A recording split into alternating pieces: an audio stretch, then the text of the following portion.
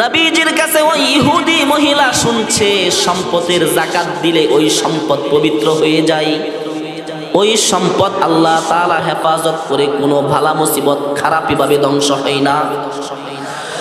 ইহুদি মহিলা বাড়িতে গিয়ে নিজের সম্পদগুলো হিসাব করে সমস্ত সম্পদের যাকাত দিয়ে দিয়েছে। মহিলা আরবের মধ্যে একজন বড় ধনাঢ্যক মহিলা ছিল, ব্যবসায়ী মহিলা ছিল। তিনি তিনার সম্পদ যাকাত দেওয়ার পরে হঠাৎ করে কয়েক মাস পরে তিনার একটা কাফেলা, তিনার একটা মালের বাহিনীকে সিরিয়ায় পাঠাইতেছে ব্যবসার জন্য, যে ব্যবসা করতে যাবে।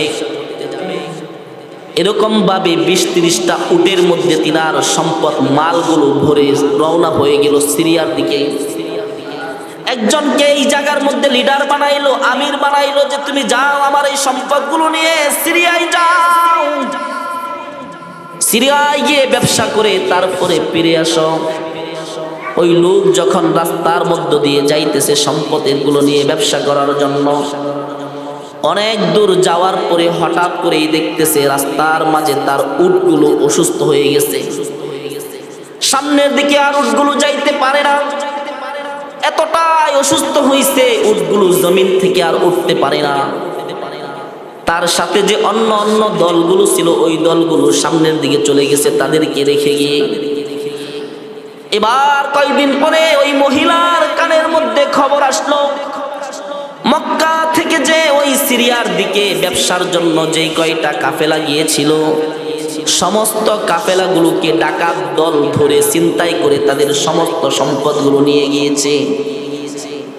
মহিলা চিন্তা করতে শুরু করলো, আমার এত এত টাকার সম্পদ, সমস্ত সম্পদগুলো চুরে ডাকাতে নিয়ে গেল, এখন আমার কি হবে? 2 দিন 3 দিন পরে হঠাৎ করে তিনার ঘরের দরজার মধ্যে শব্দ পাইতেছে, তার উটগুলো এসে যেন হ্যান হ্যান করে শব্দ করতেছে।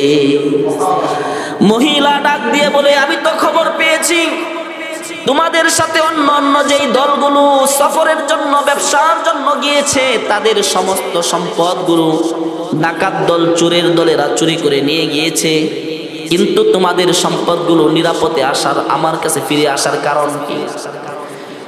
ওই দল থেকে একজন ডাক দিয়ে বলে, শুনেন, আমরা যখন ব্যবসার উদ্দেশ্যে রওনা হই, প্রতিমধ্যে আমাদের উটগুলো হঠাৎ করে অসুস্থ হয়ে যায়, আমরা আর ওই সমস্ত কাফেলার সাথে ব্যবসার জন্য যাইতে পারি নাই।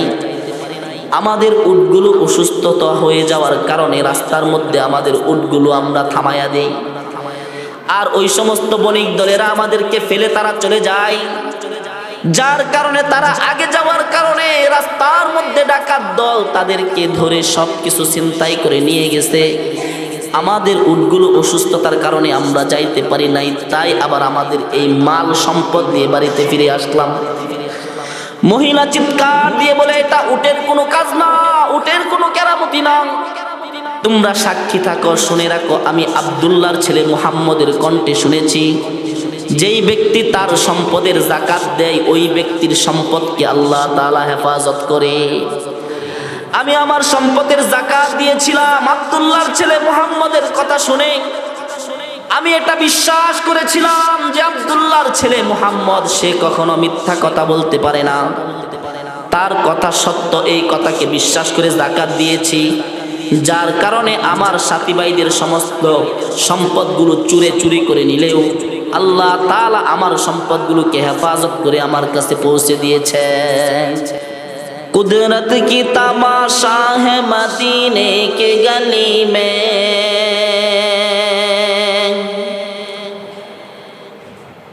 कुदरत की तमाशा है मदीने के गली में, जन्नत की नमूना है मदीने के गली में, जन्नत की नमूना है मदीने के गली में, आई बहर करम सदका हुसैन इब्ने अली का,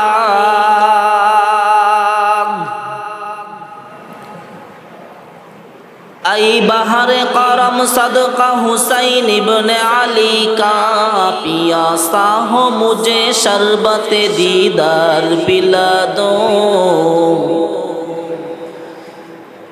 पियासा हो मुझे शरबत दीदार पिला दो। मैं दूर हो मजबूर हो ऐ सैयद आलम,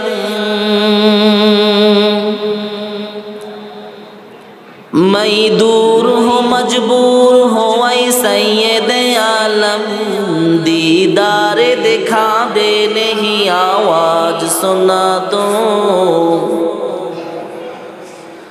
दीदार दिखा दे नहीं आवाज सुना दो। बलगल उला बिकमालिही कशफत दुजा बिजमालिही, हसनत जमीउ खिसालिही, सल्लू अलैहि व आलिही।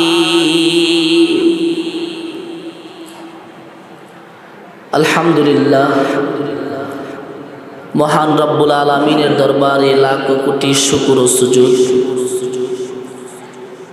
যে মহান রব্বুল আলামিন আপনাকে আমাকে ভালোবেসে মোহাব্বত করে মায়া করে পবিত্র মাহে রমজানের রোজাগুলো রাখার তৌফিক দান করেছেন, এর সাথে সাথে আল্লাহ তাআলার মহান বিধান জুমার নামাজ আদায় করার জন্য জামে মসজিদ পর্যন্ত পৌঁছে দিয়েছেন, সুস্থ রাখছেন। এজন্য মহান রব্বুল আলামিনের দরবারে অন্তরের অন্তঃস্থল থেকে, হৃদয়ের গভীর থেকে ভালোবাসার সুরে মায়া করে ভক্তি করে কালিমাতুশ শুকর আদায় করে বলি আলহামদুলিল্লাহ।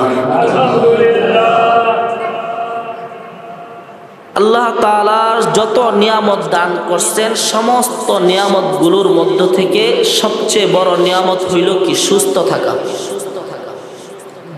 আমি আপনি যদি সুস্থ না থাকি, শরীর ভালো না থাকে, তাহলে দুনিয়ার কোনো কর্ম করেই আমাদের কাছে কি লাগে না? শান্তি লাগে না। ব্যবসা বাণিজ্য, শরীর সুস্থ না, যদি স্বর্ণের খাটের উপর শুয়ে থাকেন শান্তি লাগে না। এজন্য সুস্থ থাকলে ইবাদত করতে মজা লাগে, সুস্থ না থাকলে, অসুস্থ থাকলে ইবাদত করতেও শান্তি লাগে না। রুকু দিতে মজা লাগে না, সেজদা দিতে মজা লাগে না, কোনো ইবাদত করতেই ভালো লাগে না। আর সুস্থ থাকতে আপনি রুকু সেজদা যেটাই করেন না কেন, সব কিছুরই শান্তি আছে, তৃপ্তি আছে, মজা আছে। এজন্য আল্লাহ যে সুস্থ রাখছেন, এজন্য আল্লাহর কাছে বেশি বেশি কি করা? শুকরিয়া আদায় করা।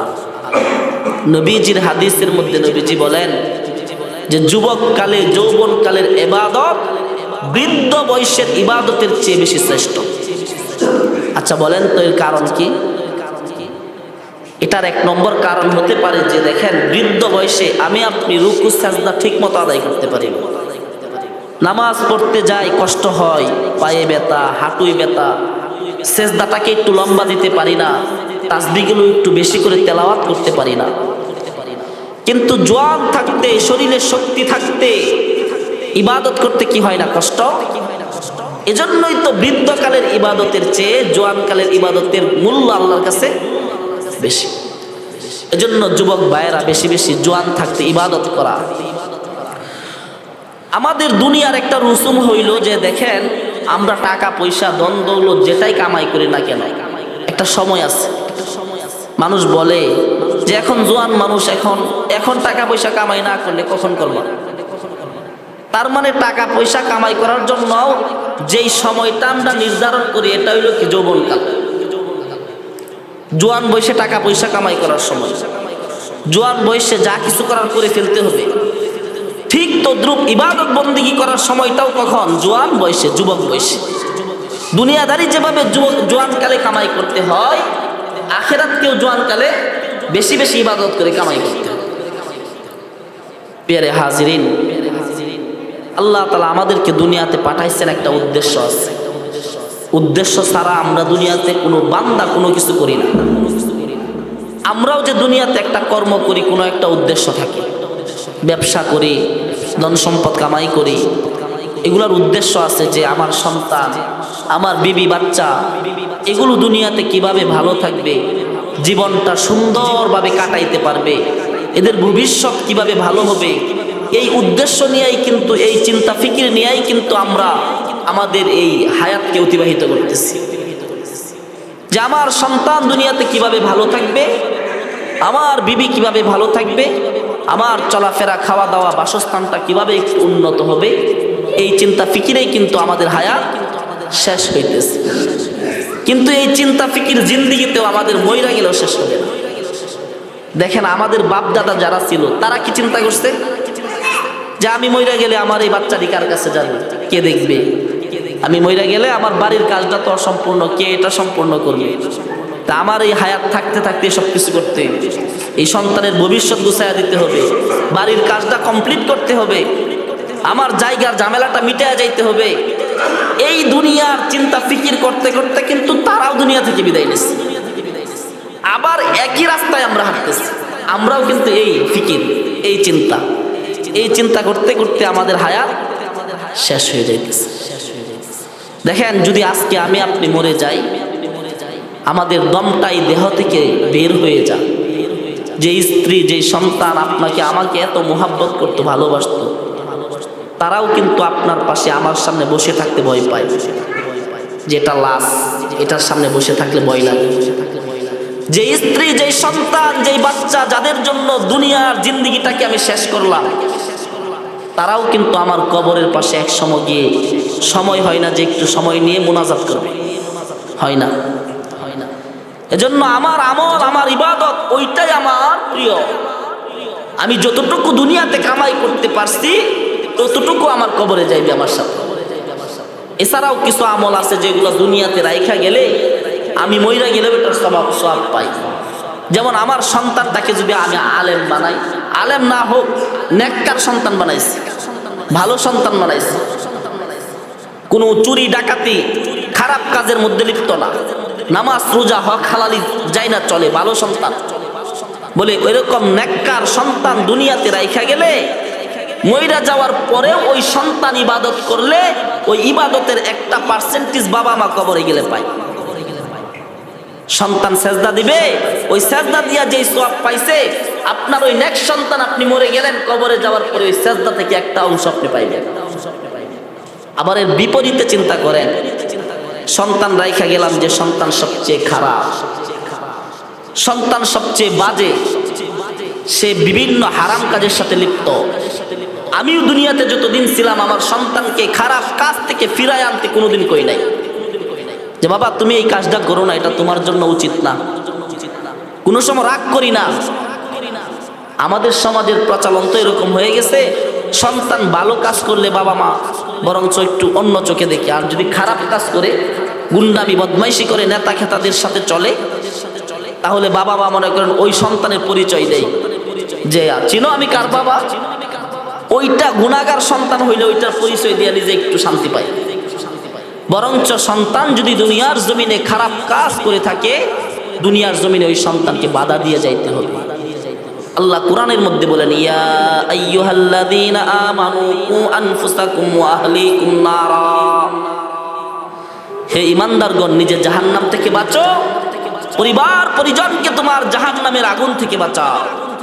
আমি ঈমান আনলাম, আমি 5 ওয়াক্ত নামাজ পড়ি, আমার সন্তান বিবি নামাজ পড়ে না, পর্দা করে না, রোজা রাখে না। বর্তমান সময়ে তো এরকম হয়ে যায় যে রমজান মাস আমার সন্তানরা 20 বছর 22 বছর হয়ে যায়, রোজা রাখে না। বাবা মা বলে ছোট মানুষ ভোর রাতে উঠতে পারে না, তাই রোজা রাখতে দেই না। অথচ একজন আল্লাহর বান্দা শাহবালাক হওয়ার পরেই তার উপর ফরজ রোজা। এটা এমন ফরজ, ফরজে আইন। আর রোজার প্রতিদান আল্লাহ বলেন যে দুনিয়ার মধ্যে সব আমলের প্রতিদান তো তোমরা বনি আদম পাও, কিন্তু এই রোজা এটা আমার জন্য, আর এটার পুরস্কার আমি নিজে আল্লাহ দিই। রমজান মাসের তো রহমতের 10 দিন চলেই গেল, যেই 10 দিন হাদিসের ভাষায় বান্দাদের উপর আল্লাহ তাআলা কি করেন, রহমত নাজিল করেন। রোজাদার সারাদিন রোজা রাখবে, রাতের বেলা নামাজ পড়বে, আল্লাহ বলেন ওই রোজাদারের জন্য আমি নিজে পুরস্কার দিই। আমরা অনেকে রোজা রাখি, তারাবির নামাজ পড়ি না, কিংবা এরকমও হয় রমজানের প্রথম 2-3 দিন খুব মসজিদে আসা যাওয়া হয়, তারপরে আর আসা যাওয়া হয় না। লাইলাতুল কদরের রাত্রে আবার আসা হয়। আপনি ভাইবেন না যে রমজানের ফরজ বিধান চাইরা কদরের রাত্রে সারা রাত ইবাদত করলে আপনাকে 1000 বছর ইবাদত দিয়ে দিবে, কোশ্চিন কালেও না। কারণ সরকারের ডিউটি যেই লোকে করে তার মেয়াদ শেষ হওয়ার পরেই কিন্তু সরকার তাকে পেনশন দেয়। ডিউটি না করে যদি পেনশন আনতে যায় তারে কখনো পেনশন দিব? আপনি ডিউটি করলেন না, ফরজ বিধান মানলেন না, কদরের রাত্রে আর শবে বরাতের রাত্রে সারা রাত ইবাদত করলে কোনো ফায়দা হবে না। আপনার উপর ওই রাত্রে ইবাদত করা ফরজ না। 5 ওয়াক্ত নামাজ ফরজ, রোজা ফরজ। এজন্য যেটা বলতেছিলাম, আল্লাহ তাআলা আমাদেরকে দুনিয়ার মধ্যে পাঠাইছেন, দায়িত্ব দিচ্ছেন। কি দায়িত্ব? যে 1 নাম্বার যে দায়িত্ব হলো আল্লাহর প্রতি কি আনা? ঈমান আনা। আল্লাহর সাথে কাউকে শরীক করা যাবে না। আমরা এজন্যই বলি লা ইলাহা ইল্লাল্লাহু মুহাম্মাদুর আশহাদু আল্লা ইলাহা ইল্লাল্লাহু ওয়াহদাহু লা শারীকা লাহু ওয়া আশহাদু আন্না মুহাম্মাদান আবদুহু ওয়া রাসূলুহু। আল্লাহ এক, আল্লাহর সাথে আর দ্বিতীয় কেউ নাই, কি নাই? শরীক নাই। এবার ঈমান আনলাম। একজন কাফের মানুষ ঈমান আনার পরে তার উপর সর্বপ্রথম যে জিনিসটা ফরজ সেটা হলো কি? নামাজ। সেটা কি? আমি শাহবালাগ, আমি একজন বালেক পুরুষ কিংবা বালেক মহিলা, মুসলিম হয়েছি, কাফের ছিলাম, ঈমান আনছি, আসরের ওয়াক্তের 5 মিনিট আগে ঈমান আনছি, আসরের আজান দেওয়ার সাথে সাথে আমার উপর ফরজ নামাজ। নামাজ ফরজ হওয়ার পর পরবর্তীতে যে জিনিসটা হওয়ার ফরজ হলো, যদি আমার উপর 1 বছর অতিবাহিত হয়, রমজানের রোজা আসে, এই রোজা রাখাও আমার উপর কি? ফরজ। বরঞ্চ আমাদের সমাজে রমজান মাস আসলে বিভিন্ন রকম অজুহাত দেয় যে হুজুর গ্যাস্ট্রিকের সমস্যা, পেট ব্যথা, বিভিন্ন অসুস্থতা, এই সমস্ত উজুর শরীয়তে চলে। দেখবেন আপনি যত ডাক্তার আছে, আপনি যত অসুস্থ হন না কেন, প্রাথমিক যে অসুস্থগুলো থাকে, গ্যাস্ট্রিক, বিভিন্ন রকমের সমস্যা, কোনো ডাক্তার আপনাকে রোজা ভাঙতে বলে না। বরঞ্চ আমি নিজ থেকে রোজা ভাঙিয়ে ফেলাই। রমজান মাসে রোজা রাখা আরেকটা জিনিস আমাদের উপর ফরজ। আমরা অনেকে রোজাও রাখি, নামাজও পড়ি, কিন্তু ওই ফরজটা আদায় করি না। আল্লাহ কোরআনের মধ্যে যত জায়গায় নামাজের কথা বলছেন, তত জায়গার মধ্যেই, অধিক জায়গার মধ্যে যাকাতের কথা বলছেন। ওয়া আকিমুস সালাতা ওয়া আতুজ যাকাত। আল্লাহ বলেন তোমরা নামাজ কায়েম করো এবং যাকাত আদায় করো। আমাদের সমাজে তো এরকম মানুষ বহুত আছে যারা 5 ওয়াক্ত নামাজ মসজিদে পড়ে, রমজানের রোজাও রাখে, কিন্তু নিজের সম্পদ যাকাত যেখানে ফরজ হয়েছে যাকাত দেয় না। কথা হইছে যে আমার কষ্টের উপার্জন করা সম্পদ, মইরা যাবো তো ওই সম্পদ থেকে কাউরে দিব না, যাকাত দিব না। যে আমার মাথার উপর কুড়াল দিয়ে বাড়ি দেয় ওইটা আমি সহ্য করবো, কিন্তু আমার সম্পদ থেকে যাকাত দিব সহ্য করবো না। অথচ কোরআনের মধ্যে আল্লাহ বলছেন যে দুনিয়ার মধ্যে যে সম্পদ, এটা আমি তোমাকে অনুগ্রহ করে দিচ্ছি। এই সম্পদ আমার বাবা মা পাহারা দিছে, আমার দাদা পাহারা দিছে, আমিও পাহারা দিতেছি। আমি এটার চিরস্থায়ী মালিক না, আমার সন্তান নিয়ে যাবে, তারপর সন্তান নিয়ে যাবে। হাদিসের মধ্যে আসছে আপনি আপনার সম্পদের যাকাত যদি দেন তাহলে এই সম্পদটা নিরাপদ থাকে, ওই সম্পদ পবিত্র হয়ে যায়।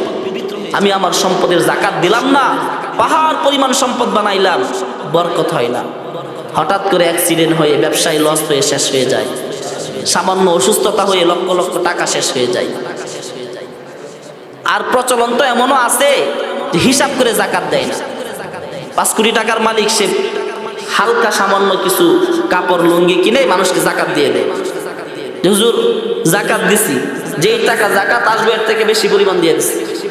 শরীয়ত আপনারে বলে নাই বেশি পরিমাণ দিতে, ফরজ ইবাদত বলে নাই আপনাকে বেশি করতে, যতটুকু নির্ধারণ করা হিসাব করে অতটুকু দিতে বলছে। আপনি ফজরের নামাজ 2 রাকাত, আপনারে বলে নাই 4 রাকাত পড়তে। 4 রাকাত পড়লে কি নামাজ হবে? হবে না। আপনাকে বেশি দেওয়ার দরকার নাই।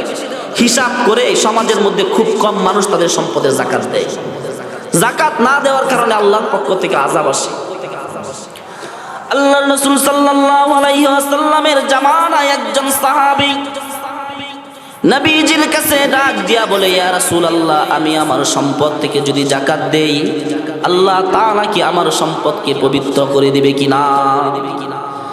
নবীজি ডাক দিয়া বলে, ও সাহাবী শোনো, তুমি তুমি তোমার সম্পদ থেকে যদি তুমি কি করো 100 ভাগের 2.5% যদি জাকাত দিয়ে দাও, আল্লাহ তাআলা ওই সম্পদকে সর্বপ্রকার বিপদ আপদ থেকে হেফাজত করে নিরাপদ পবিত্র করে দেয়।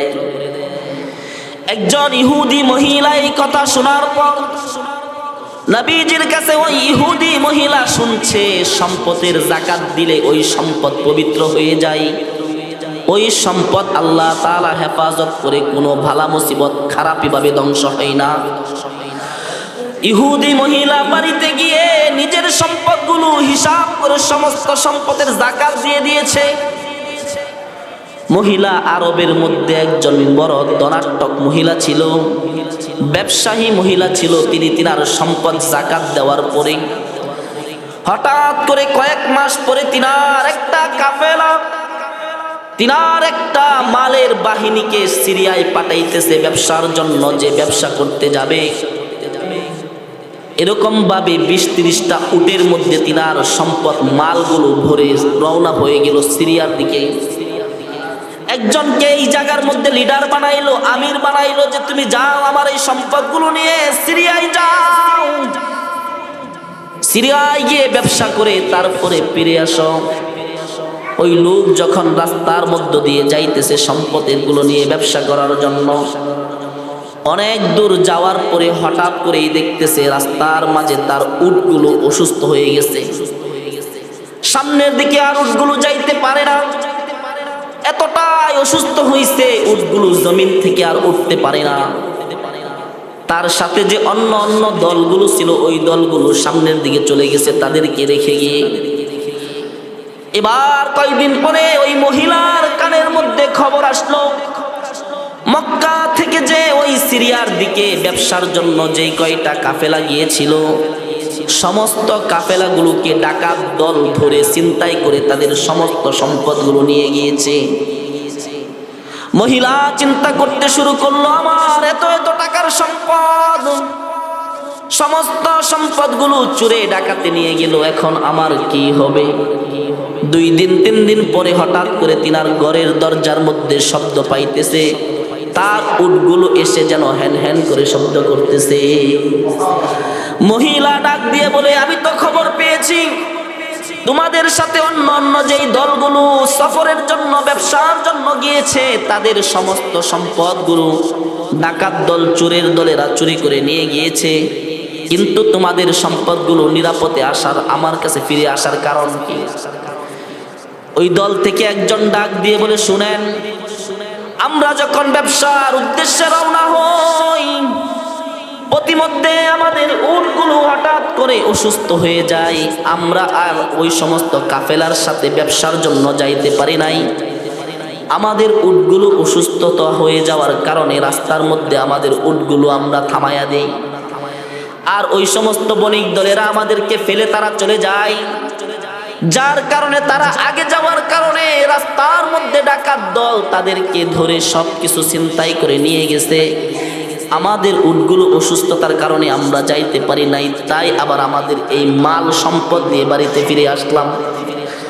মহিলা চিৎকার দিয়ে বলে, এটা উটের কোনো কাজ না, উটের কোনো কেরামতি না, তোমরা সাক্ষী থাকো, শুনে রাখো, আমি আব্দুল্লাহর ছেলে মুহাম্মদের কণ্ঠে শুনেছি, যেই ব্যক্তি তার সম্পদের যাকাত দেয় ওই ব্যক্তির সম্পদকে আল্লাহ তাআলা হেফাজত করে। আমি আমার সম্পদের যাকাত দিয়েছিলাম আব্দুল্লাহর ছেলে মুহাম্মদের কথা শুনে, আমি এটা বিশ্বাস করেছিলাম যে আব্দুল্লাহর ছেলে মুহাম্মদ সে কখনো মিথ্যা কথা বলতে পারে না, তার কথা সত্য, এই কথাকে বিশ্বাস করে যাকাত দিয়েছি, যার কারণে আমার সাথী ভাইদের সমস্ত সম্পদগুলো চুরি করে নিলেও আল্লাহ তাআলা আমার সম্পদগুলোকে হেফাজত করে আমার কাছে পৌঁছে দিয়েছেন। এজন্য সম্পদের যাকাত দিলে সম্পদ পবিত্র হয়। সম্পদ পাহাড় পরিমাণ কামাইলাম, যাকাত দিলাম না, ওই সম্পদ কিয়ামতের দিন বলে ওই সম্পদ তোমার গলার মধ্যে সাপের মতো ঝুলাইয়া দিবে আর বলবে যে আনতা খাযাইনু ফিল আরদ, আমি হইলাম এই জমিনের মধ্যে জমায়া রাখছো যে সম্পদ, ওই সম্পদ তোমার পাহাড় পরিমাণ সম্পদ, ওই সাপ আপনাকে ধ্বংসন করতেই থাকবে, গিলে গিলে খাইতে থাকবে।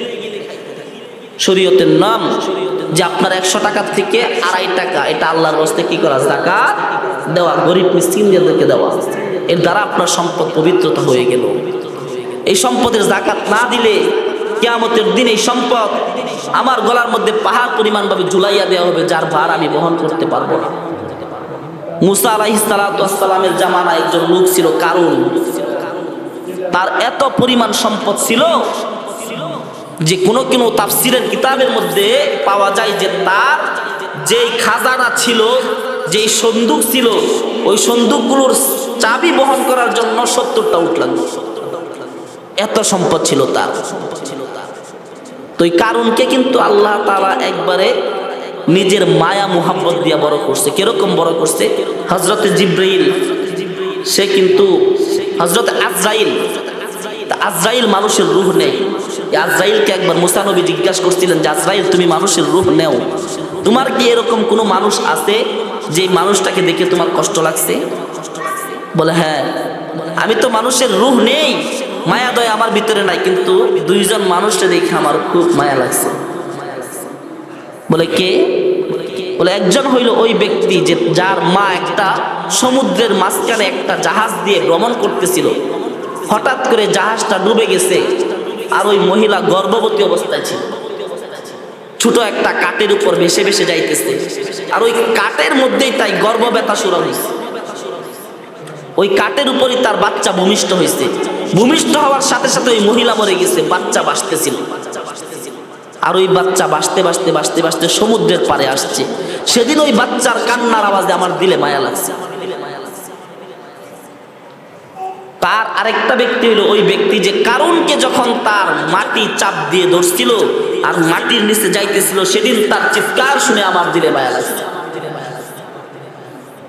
তো মুসা আলাইহিস সালাম বলে, শোনো, প্রথম যে ব্যক্তিকে দেখছো যে সমুদ্রের মাঝে জন্ম নিয়া কাঠের উপর ভাসতে ভাসতে যেই বাচ্চা যাইতেছিল, আর যেই লোক পরবর্তীতে সম্পদ হইয়া মাটির নিচে ঢেবে গিয়েছিল, এটা 2 ব্যক্তি না, একই ব্যক্তি। ওই কারুনকেই আল্লাহ সমুদ্রের মধ্যে জন্ম নেওয়াইয়া এটাকে বড় কইরা এক সময় তাকে অনেক পাহাড় পরিমাণ সম্পদ দিছে। তো এই কারুন দরিদ্র ছিল।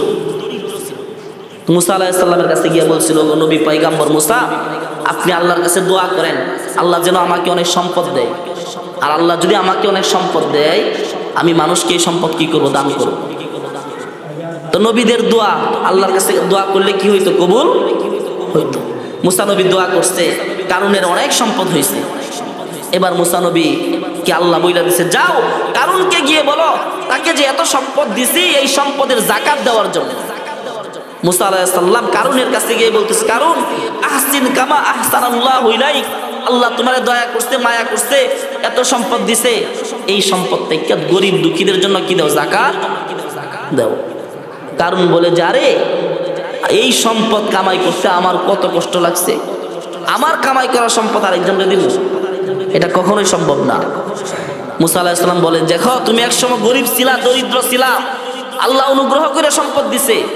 সে বলে, না আমি দরিদ্র ছিলাম না, আমার বাপ দাদা পূর্বপুরুষ থেকে আমরা কি ছিলাম, ধনী ছিলাম। আমাদেরও তো অবস্থা এটাই হয়, যখন সম্পদের মালিক হয়ে যায় আমাদের পূর্বের ইতিহাস ভুলে যায়, মনে থাকে না, পূর্বের ইতিহাস ভুলে যায়। আর যে নিজের পূর্বের ইতিহাস ভুলে যাবে সে ধ্বংস, 100% ধ্বংস হবেই হবে। তো কারণ বলতেছে, না আমি আগে থেকেই ধনী ছিলাম। এভাবে মুসা নবী বারবার যাকাতের কথা বলে, বারবার যাকাতের কথা বলে, কারুনের কাছে আর এটা ভালো লাগে না। আমাদের সমাজেও যে ইমাম সাহেব বারবার যাকাতের কথা বলে, হকের কথা বলে, অনেক মুসল্লির কাছে এটা কি লাগে না, ভালো লাগে না, যে এই ইমাম সাহেব আর রাখা যাবে না, পরিবর্তন করতে হবে। হক কথা বললে ভালো লাগে না। ওই মুসার জামানায় এরকম ছিল, কারুনকে যখন নবী মুসা বারবার যাকাত দেওয়ার কথা বলতেছে, এবার কারুনের আর এটা কি লাগে না, ভালো। কারুন এবার একটা ফন্দি করলো, কোরআনের ঘটনা, আমার বানানো কিচ্ছা কাহিনী না, যাকাত সম্পর্কে কোরআনের ঘটনা। কারণ কি ফন্দি করলো, যে একজন মহিলাকে ভাড়া করছে যে তুমি বলবা যে মুসা তোমার সাথে কি করছে, জিনা করছে। এবার ওই